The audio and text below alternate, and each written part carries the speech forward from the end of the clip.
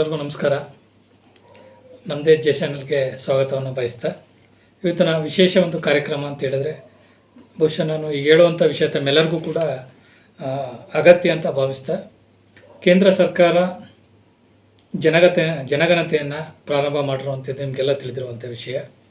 April 1ರಿಂದ April 15 ತನಕ ನಿಮಗೆ ಮೊದಲನೇ ಹಂತ ಮತ್ತು ಹಾಗೆಯೇ ಎರಡನೇ ಹಂತದಲ್ಲಿ ಏಪ್ರಿಲ್ 16ರಿಂದ ಮೇ 15ನೇ ತಾರೀಕು ತನಕ 2 ಹಂತಗಳಲ್ಲಿ ಜನಗಣತಿಯನ್ನು ಕೇಂದ್ರ ಸರ್ಕಾರ ಮಾಡಲಿಕ್ಕೆ ಪ್ರಾರಂಭಿಸಿದೆ. ಈಗೆಲ್ಲ ನಿಮಗೆಲ್ಲ ಗೊತ್ತಿದೆ ಅಂತೇಳಿ.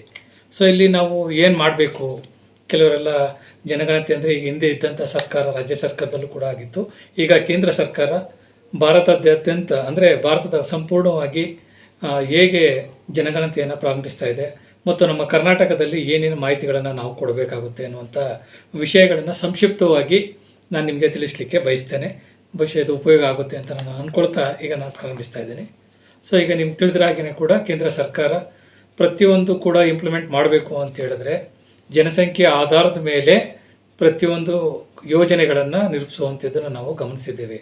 ಹಾಗೆ ಕೂಡ ಈಗ ಕೇಂದ್ರ ಸರ್ಕಾರ ನಮ್ಮ 2027 ಜನಗಣತಿಯನ್ನು ಪ್ರಾರಂಭಿಸಲಿಕ್ಕೆ ಮೊದಲನೇದಾಗಿ ಈ ಏಪ್ರಿಲ್ 1ರಿಂದ ಪ್ರಾರಂಭ ಆಗ್ತಾ ಇದೆ. ಇದರಲ್ಲಿ 2 ಹಂತಗಳನ್ನು ಒಳಗೊಂಡಿರ್ತದೆ. ಮೊದಲನೇದು ಯಾವುದು ಅಂತ ಹೇಳಿದ್ರೆ ಏಪ್ರಿಲ್ 1ರಿಂದ ಏಪ್ರಿಲ್ 15ನೇ ತಾರೀಕು ತನಕ ಸ್ವಯಂ ಜನಗಣತಿಯನ್ನು ನಾವು ಮಾಡ್ಕೋಬೇಕಾಗುತ್ತೆ ಅಂಥೇಳಿ. ಅಂದರೆ ನಾವೇ ಸೆಲ್ಫ್ ಎನ್ರೋಲ್ಮೆಂಟನ್ನು ನಾವು ಮಾಡ್ಕೋಬೇಕಾಗುತ್ತೆ. ಅದು ನಮಗೆ ಮೊಬೈಲಲ್ಲಿ ಒಂದು ಪೋರ್ಟಲ್ನ ಕೇಂದ್ರ ಸರ್ಕಾರ ಓಪನ್ ಮಾಡಿದೆ, ಲಿಂಕನ್ನು ಕೊಟ್ಟಿದ್ದಾರೆ. ಅದರ ಮುಖಾಂತರ ನಾವು ಮೊಬೈಲ್ಗಳಲ್ಲಿ ಅಥವಾ ಕಂಪ್ಯೂಟರ್ಗಳಲ್ಲಿ ಕೂತ್ಕೊಂಡು ಸ್ವಯಂ ನಾವೇ ಕೂಡ ದೃಢೀಕರಣವನ್ನು ಮಾಡಿಕೊಡುವಂಥದ್ದು. ಏನೇನು ಪ್ರಶ್ನೆ ಕೇಳಿದರೆ ಅದಕ್ಕೆ ಸಂಬಂಧಪಟ್ಟಂತೆ ನಾವೇ ಕೂಡ ಸ್ವಯಂ ಗಣತಿಯನ್ನು ನಾವು ಮಾಹಿತಿಯನ್ನು ಕೊಡುವಂಥದ್ದು. ಮತ್ತು ಇನ್ನೊಂದು ಲಾಸ್ಟಲ್ಲಿ ದೃಢೀಕರಣ ಪತ್ರಕ್ಕೆ ಒಂದು ಲಾಸ್ಟಲ್ಲಿ SC ಅಂತೇಳಿ ಒಂದು ದೃಢೀಕರಣ ಪತ್ರ ಬರುತ್ತೆ, ಒಂದು ಎನ್ರೋಲ್ಮೆಂಟ್ ನಂಬರ್ ಬರುತ್ತೆ, ಅದನ್ನು ಬರೆದು ಇಟ್ಕೋಬೇಕಾಗುತ್ತೆ, ಜೋಪಾನ ಮಾಡ್ಕೋಬೇಕಾಗುತ್ತೆ. ಇದು ಏಪ್ರಿಲ್ 1ರಿಂದ ಏಪ್ರಿಲ್ 15ನೇ ತನಕ ನಡೆಯುವಂಥ ಸ್ವಯಂ ಗಣತಿ ಅಂತ ನಾವು ಹೇಳ್ಬೋದು. ನಾವೇ ಕೂಡ ದೃಢೀಕರಿಸಿಕೊಡುವಂಥದ್ದು.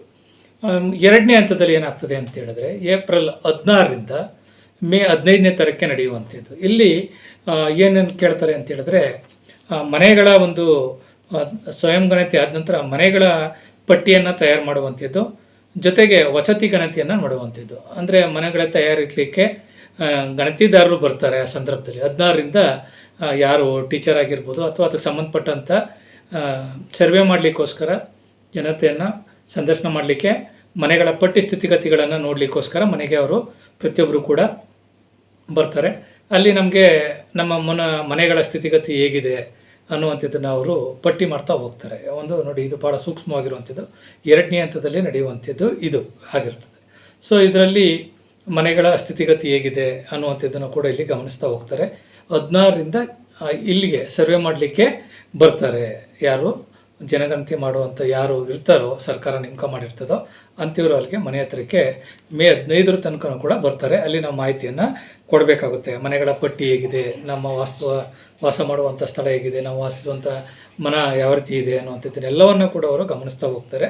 ಅದನ್ನು ತಯಾರಿ ಮಾಡ್ಕೊಳ್ತಾ ಹೋಗ್ತಾರೆ. ಮತ್ತು ವಸತಿ ಗಣತಿ ನಿಲಯಗಳು ಎಷ್ಟಿವೆ, ಮನೆಗಳಿದೆ ಇದು ಅಂಥೇಳಿ ಗುರುತು ಮಾಡ್ತಾರೆ. ಸೊ ಇಲ್ಲಿ ಮನೆಗಳ ಸ್ಥಿತಿಗತಿಗಳನ್ನು ಗುರುತು ಮಾಡಿಕೊಡುವಂಥದ್ದು ನಡೀತಾ ಹೋಗುತ್ತೆ. ಇದು ಮೇ ತನಕ ಮುಗೀತದೆ. ಸೊ ಇದು 1 ತಿಂಗಳ ಕಾಲ ನಡೆಯುವಂಥದ್ದು. ಮೇ 15 ಕೊನೆಗೊಳ್ಳುತ್ತದಲ್ಲ, ಏಪ್ರಿಲ್ 15ರಿಂದ ಕೊನೆಗೊಳ್ಳುವಂಥದ್ದು. 16ರಿಂದ ಪ್ರಾರಂಭ ಆಗಿ ಮೇ 15ಕ್ಕೆ ಇದು ಕೊನೆಗೊಳ್ಳುತ್ತದೆ. ಇದು 1 ತಿಂಗಳ ಕಾಲ ಸರ್ವೆ ಮಾಡಲಿಕ್ಕೆ ಬರುವಂಥವ್ರು ಮನೆಗಳಲ್ಲಿ ವ್ಯಕ್ತಿಗಳನ್ನು ಸರ್ವೆ ಮಾಡಲ್ಲ. ಅದ್ರ ಬಗ್ಗೆ ನೀವೇನೂ ಆತಂಕ ಪಡುವಂಥ ಅಗತ್ಯ ಇಲ್ಲ. ಅವ್ರು ಕೇಳುವಂಥದ್ದು ಏನು ಅಂತ ಹೇಳಿದ್ರೆ ನಿಮ್ಮ ಮನೆಗಳು ಯಾವ ರೀತಿ ಇದೆಯಾ, RCC ಇದೆಯಾ, ಅಂಚೂರು ಮನೆ ಇದೆಯಾ, ಉದಾಹರಣೆಗೆ ಗುಡಿಸ್ಲಿದೆಯಾ, ಕಟ್ಟಡಗಳಿದೆಯಾ, ಆ ಮನೆಗಳಲ್ಲಿ ವಾಸ ಮಾಡ್ತಾಯಿದ್ದೀರಾ, ಅದು ಪಾಳು ಬಿದ್ದಿದೆಯಾ ಮನೆಗಳು, ಅಲ್ಲಿ ಯಾರೂ ಇಲ್ವೋ, ಈ ರೀತಿ ವಸತಿ ನಾವು ವಾಸ ಮಾಡುವಂಥ ಮನೆ ಮತ್ತು ವಸತಿಗಳು, ಅದು ವಿದ್ಯಾರ್ಥಿ ನಿಲಯಗಳು, ಈ ರೀತಿ ಎಲ್ಲ ಸ್ಥಿತಿಗತಿಗಳನ್ನು ಕೂಡ ಏಪ್ರಿಲ್ 16ರಿಂದ ಮೇ 15 ತನಕ ಸರ್ವೆ ಮಾಡ್ತಾರೆ.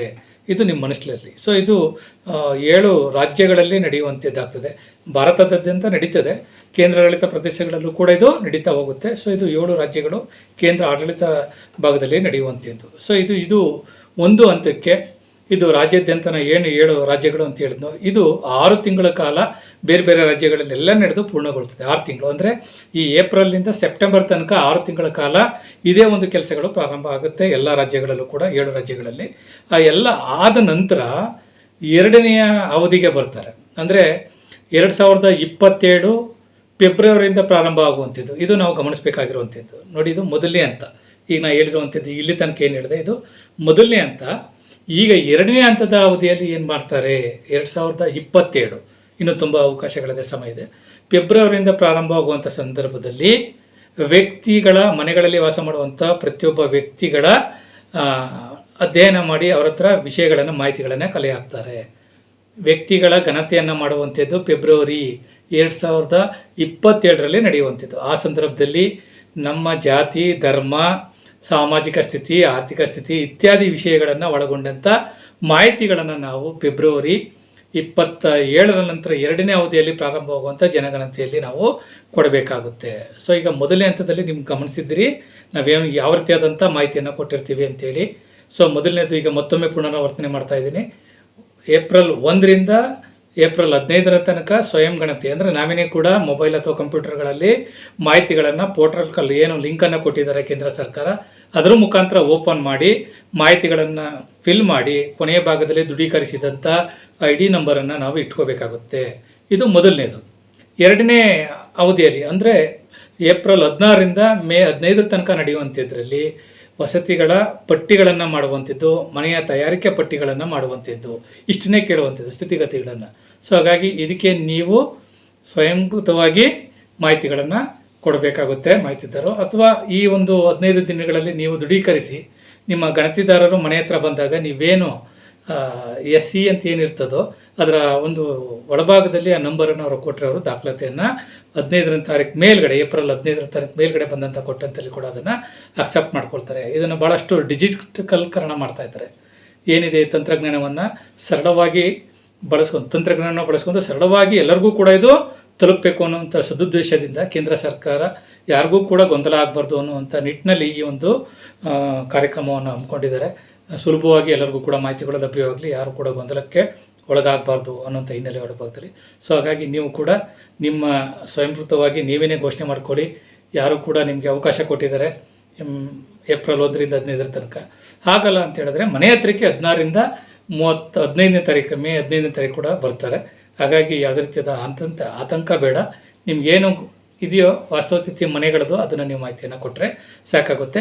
ನೆಕ್ಸ್ಟ್ ಮುಂದಿನ 2ನೇ ಹಂತದ ಜನಗಣತಿ 2027 ಫೆಬ್ರವರಿಯಲ್ಲಿ ಅಲ್ಲಿ ಮಾಹಿತಿ ಬಂದಂಥ ಸಂದರ್ಭದಲ್ಲಿ ಅದನ್ನು ಕೂಡ ಒದಗಿಸ್ತೀನಿ ಅಂತ ಹೇಳ್ತಾ, ತಮಗೇನಾದರೂ ಇಷ್ಟವಾದರೆ ಖಂಡಿತವಾಗಿಯೂ ಈ ಒಂದು ಮಾಹಿತಿಯನ್ನು ಮತ್ತೊಬ್ಬರಿಗೆ ನೀವು ಶೇರ್ ಮಾಡೋದ್ರ ಮುಖಾಂತರ ಅನುಕೂಲ ಮಾಡಿಕೊಡಿ ಅಂತ ಹೇಳ್ತಾ ಇದ್ದೀನಿ. ಎಲ್ಲರಿಗೂ ಕೂಡ ನಮಸ್ಕಾರ.